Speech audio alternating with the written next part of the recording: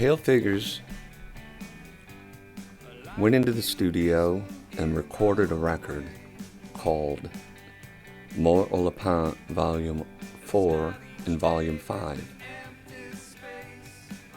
Volume 4 was released last year in March, and we've been giving copies out as a way to promote suicide awareness and bringing attention to clergy abuse.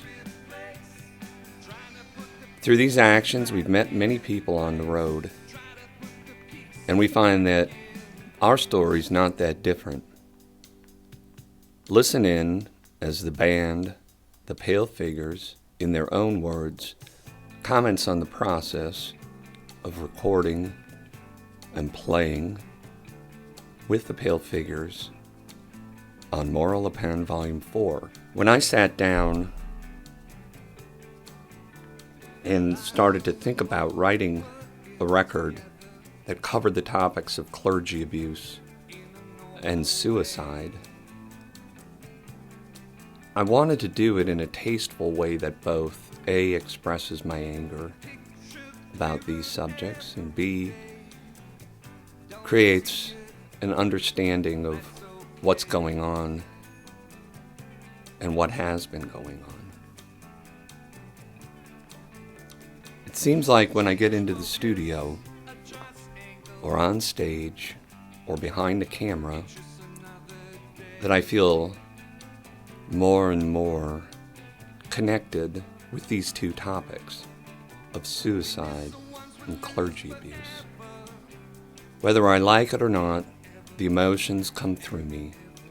Sometimes happy, remembering the people I've lost to suicide, and sometimes sad, thinking about the people I've lost to suicide.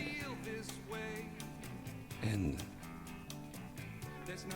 sort of feeling a deep empathy for the people and families who've been affected by both abuse, clergy abuse, and suicide.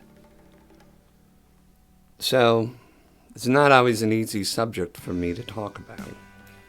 Yet, I'm more than willing to lean into it and be honest about it, and hope that I can inspire others to come forward to tell their stories, and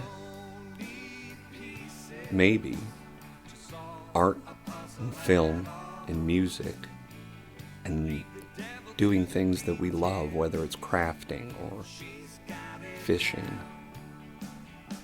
can help us all realize that there's more to life than just feeling blue.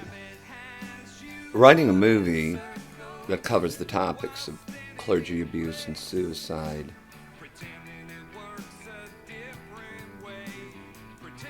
really challenges me to try to do this respectfully and try not to activate anybody in the process, but also helps me to express my anger and my feelings.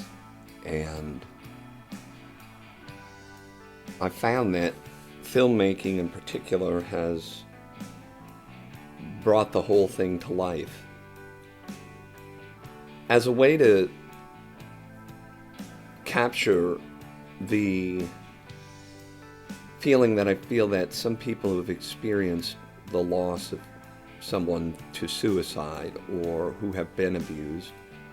I've opted to use masks for all the characters. So I'm working with a mask making company in Chicago, Illinois,